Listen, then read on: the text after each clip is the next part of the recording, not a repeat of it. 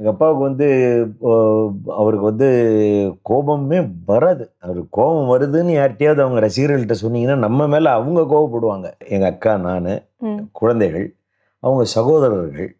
ரொம்ப பற்று வைத்திருக்கிற உண்மையா அவரு நேசிக்கக்கூடிய இசையமைப்பாளர்கள். இவங்க கிட்டக்கெல்லாம் வந்து கொஞ்சம் சில நேரத்தில கொஞ்சம் டக்குன்னு ஒரு கோவம் வந்துரும் ம். அவருக்கு. இசைத்துறைக்கு ஏன் வரணும் நீ? நீ படிச்சு வேற ஏதாவது நல்ல ஒரு தொழிலுக்கு போகலாமேன்றது தான் என்னுடைய தகப்பனாருடைய பிரியமா இருந்தது. அவருடைய ஆசைக்கு மருத்துவ படிப்பு படிச்சு, எங்களுடைய ஆசைக்கு ஸ்கூல்ல ஆண்டு விழாலலாம் பரிசுகள்லாம் வாங்கி கொண்டு போய் குடுக்கும்பொழுது, எங்க அப்பா வந்து கண்ல அவருக்கு தண்ணி கண்ணீர் அரும்பும். ஆனந்த கண்ணீர்ன்னு நெனைப்பேன் நானு. ஆனா ஏன்டா இதுக்காடா உன்ன வந்து கான்வென்ட்ல அனுப்பிச்சு படிக்க வச்சேன். பாட்டு ம். பாடி யார் வேணா வாங்கலாம். இதுக்கு படிப்பு தேவையில்லையேம்பாரு. என்னுடைய குருநாதர் சங்கீத வித்வான் பி. கிருஷ்ணமூர்த்தி அவர்களும், என்னுடைய தகப்பனார் இசை பேரறிஞர் சீர்காழி கோவிந்தராஜன் அவர்களும் ஒன்றாக மத்திய அரசு இசைக் கல்லூரியில பயின்ற மாணவர்கள். என்னுடைய குருநாதரும் எங்க அப்பாவும் வந்து இந்த பழைய கால நினைவுகள அசை போடுறதுக்காக ஒரு வகுப்புன்ற மாரி வச்சுக்கிட்டு என்னுடைய வகுப்ப பயன்படுத்திக்குவாங்களே தவிர, மருத்துவக் கல்லூரியில நான் சேர்ந்ததுக்கு பிறகு தான் நான் பாடுறதுக்கு வரலாங்கிறதுலயே ஓரளவு எங்க அப்பாவுக்கு ஒரு நம்பிக்கை வந்தது. "In the chambers of my heart a shrine I have for thee. Come, O Lord, come, O life, come thou dwell in me." எங்க போனாலும் நம்ம குரு பக்தியோட இருக்கணும். இவரு ஒரு சின்ன மியூசிக் டைரக்டரு, இவரு பெரிய மியூசிக் டைரக்டரு, இப்படி பேதங்கள்லாம் பார்க்கக்கூடாது. எல்லாருமே நமக்கு வந்து அந்த என்னைக்கு வந்து ஒரு ஸ்கிரிப்ட கையில குடுத்து, "அண்ணா நொட்டேஷன் எழுதிக்கங்க. அண்ணா இதுதாண்ணா டியூனு." அப்படின்னு சொல்லிக் குடுக்குறாங்கன்னா, அவங்க நமக்கு குருஸ்தானம். நீங்களே சொல்லியிருந்தீங்க. அப்பா வந்துட்டு ஒழுக்கமா வளர்க்கணும்ங்கிறதுனால சில இடத்துல கண்டிச்சிருப்பாரு அப்படின்னு. சோ அப்பாவின் கோபம் அப்படின்னா, நீங்க என்ன பாட்டு பாடுவீங்க?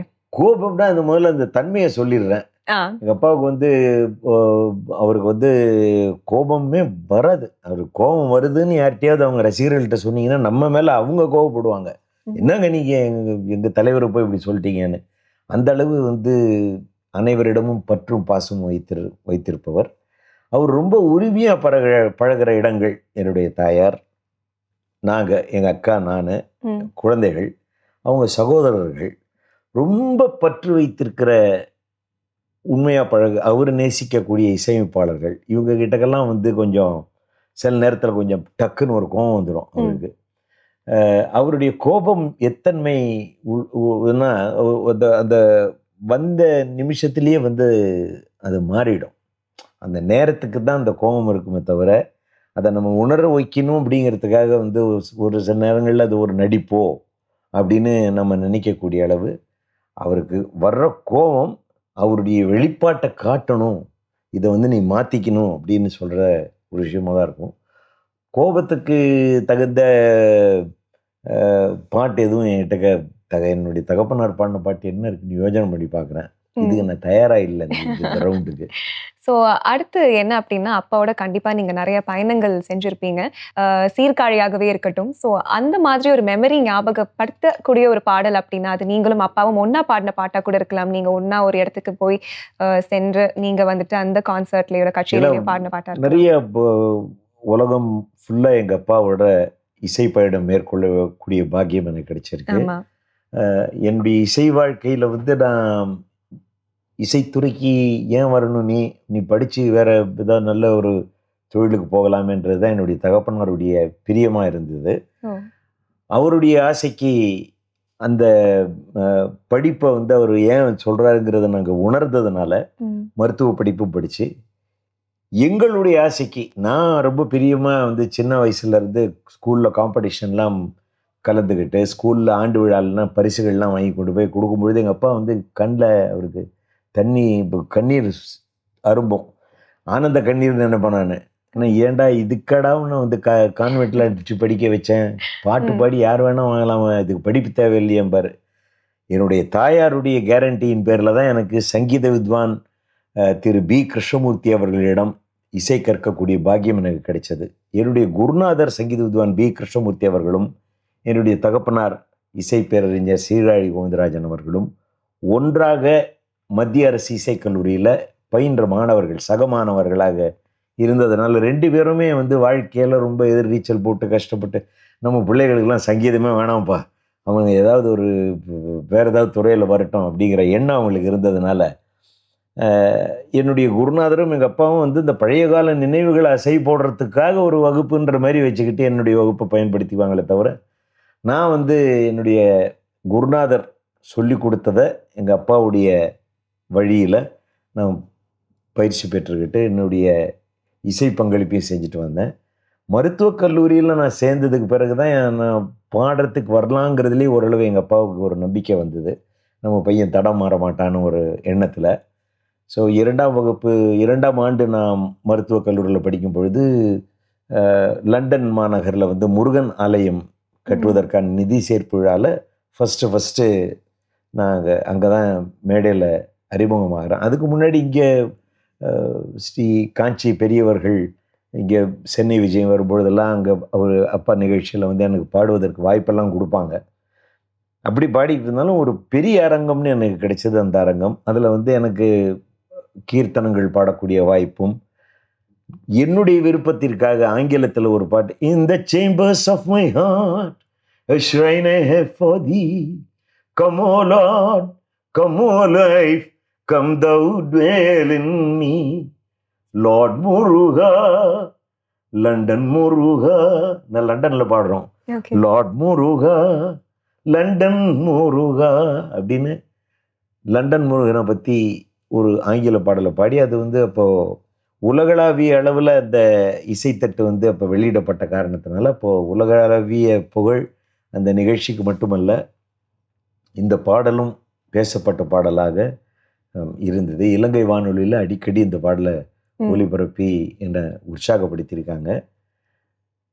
இந்த மாதிரி இப்போ புதிய அனுபவங்கள்லாம் வரும்பொழுது, இப்போ தகப்பனாரோட பாடிய அனுபவங்கள் ஒன்றுமே வந்து எனக்கு அவர் உட்காந்து எனக்கு சொல்லி கொடுத்ததில்ல. எனக்கு உட்காந்து சொல்லி கொடுத்தது என்னுடைய குருநாதர் தான், சங்கீத வித்வான் பி கிருஷ்ணமூர்த்தி தான். எங்கள் அப்பா கிட்ட வந்து நான் அவருடைய கீர்த்தனங்களையோ அவருடைய பாடல்களையோ அவர் சங்கதி பாடுகின்ற முறைகள், அவருடைய பிர்காக்கள், அவருடைய உச்சரிப்பு, அந்த ஞானபாவமாக சிந்தனைகள், நம்ம மன ஓட்டத்தை வச்சு தான் நம்ம சங்கீதம் பிரதிபலிக்கும். நம்ம பேச்சு மாதிரி தான்.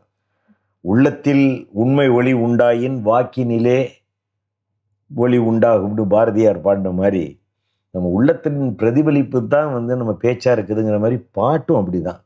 நம்ம நல்ல மனசோடு இருந்தால், எங்கள் அப்பா சொல்லுவார் அடிக்கடி, நல்ல மனசோட நல்ல சிந்தனையோடு இரு, ஸ்ருதி சுத்தமாக இருக்கும் சங்கீதம், நல்ல எண்ணத்தின் வாயிலாக நல்ல சங்கதிகள் நல்ல கற்பனைகள் வரும், உன்னுடைய இசை வாழ்வு மேம்படும்னு சொல்லுவார். அந்த மாதிரி அவருடைய எண்ணப்படி வாழ வேண்டும் என்கிற ஒரு எண்ணம், நமது மரபு முறை வழுவாமல் நாம் இசையை செய்ய வேண்டும். எங்கே போனாலும் நம்ம குரு பக்தியோடு இருக்கணும். இவர் ஒரு சின்ன மியூசிக் டைரக்டரு, இவர் பெரிய மியூசிக் டைரக்டர், இப்படி பேதங்கள்லாம் பார்க்கக்கூடாது. எல்லாருமே நமக்கு வந்து அந்த எண்ணிக்கை வந்து ஒரு ஸ்கிரிப்டை கையில் கொடுத்து, அண்ணா நொட்டேஷன் எழுதிங்க, அண்ணா இதுதான் நான் டியூனு அப்படின்னு சொல்லி கொடுக்குறாங்கன்னா அவங்க நமக்கு குருஸ்தானம். அவர்கள் சொல்லி கொடுப்பதை நாம் பவ்யமாக இருந்து கேட்டு அவங்களுக்கு திருப்தியாக நம்ம பாடணும் அப்படின்னு திரைத்துறையிலாகட்டும், பக்தி இசைத்துறையிலாகட்டும், கிராமிய இசைத்துறையிலாகட்டும் அந்த பயிற்சியும். கர்நாடக சங்கீதம் என்று வரும்பொழுது குருநாதர் சொல்லி கொடுத்த விஷயங்களை மரபு முறை வழுவாமல் நம்ம வந்து கரெக்டாக பர்ஃபெக்டாக பாடணும். நம்ம ரொம்ப ஒரு ஃபார் கிராண்டடாக எடுத்துக்கிட்டு நம்ம பாட்டு இஷ்டத்துக்கு மனம் போன போக்கில் வந்து பாடக்கூடாது. அதுக்குன்னு உண்டான வரம்புகளுக்கு உட்பட்டு, வரைமுறைகளுக்கு உட்பட்டு இந்த மரபு முறை வழுவாமல் பாட வேண்டும் என்கிற விஷயங்கள்லாம் வந்து எங்கள் அப்பா கிட்ட இருந்து நான் மேடையில் அவரை பார்த்து பார்த்து நான் கற்றுக்கிட்டது தான். எப்பேற்பட்ட ஆடியன்ஸாக இருந்தாலும், அது விசிலடிக்கிற ஆடியன்ஸாக இருந்தாலும் சரி, நல்ல பக்திபூர்வமாக கேட்குற ஆடியன்ஸாக இருந்தாலும் சரி, அத்தனை பேரையும் திருப்திப்படுத்தணும் அப்படிங்கிற எண்ணம் என்னுடைய தகப்பனாருக்கு உண்டு. நம்மளுடைய இசை நிகழ்ச்சியில் வந்து நம்மளை வந்து கேட்கணும் அப்படிங்கிறதுக்காக நாம் நிகழ்ச்சி ஆரம்பிப்பதற்கு 1 மணி நேரம் முன்னதாக அவர்கள் வந்து நமக்காக தரையில் உட்காந்து காத்துக்கிட்டு இருக்காங்க அப்படிங்கிற பிரஜையோடு தான் எங்கள் அப்பா மேடையில் ஏறுவார். அதனால் 1 மணி நேரம் கூட போச்சுனாலும் பரவாயில்ல, அவங்களுக்காக பாடு. அவங்க உட்காந்து கேட்டுட்டு நீ வண்டியில் புறப்பட்டு ஊருக்கு போனதுக்கு பிறகு அவங்க 1 மணி நேரம் நடந்து போய் அவங்க கிராமங்களுக்கு சென்று அவங்க வீடுகளை சென்றடைய வேண்டும். அந்த பிரஜை இருக்கணும் ஒரு கலைஞனுக்கு அப்படின்னு எங்கள் அப்பா நினைப்பார். அவருடைய இசை நிகழ்வுகள்லாம் பார்த்திங்கன்னா 3ஆக வகுத்திருப்பார் அவருடைய நிகழ்ச்சிகளை. அதை சாப்பாட்டோடு வந்து சொல்லுவார். ஏன்னா உணவு வந்து தான் நம்மளுக்கு அடிப்படை. சாம்பார், ரசம், மோர் சாதம்பர், சாம்பார்னா நல்ல அந்த காயெல்லாம் போட்டு பருப்புலாம் போட்டு நல்ல சத்தை கொடுக்கக்கூடிய விஷயம். அது நம்ம வந்து கர்நாடக சங்கீத மரபு முறைப்படி உள்ள பாடல்களை வந்து நல்ல சத்தான பாடல்களை நல்ல மரபு முறை ஒழுவாமல் அது போட்டு பாடுறது வந்து சாம்பார் சாதம் பாரு. ரசம்ங்கிறது வந்து நவரசம் கலந்த பக்தி பாடல்கள். அதில் வந்து சோகச்சுவையாக கேட்குறதா இருக்கலாம், சந்தோஷமாக ஆண்டவனை புகழ்கிறதெல்லாம் இருக்கலாம், தத்துவங்களாக சொல்லி இறைவன்கிட்ட அருள வேண்டதா இருக்கலாம். நல்ல நவரசம் ததும்புகின்ற பக்தி பாடல்களை பாடணும்.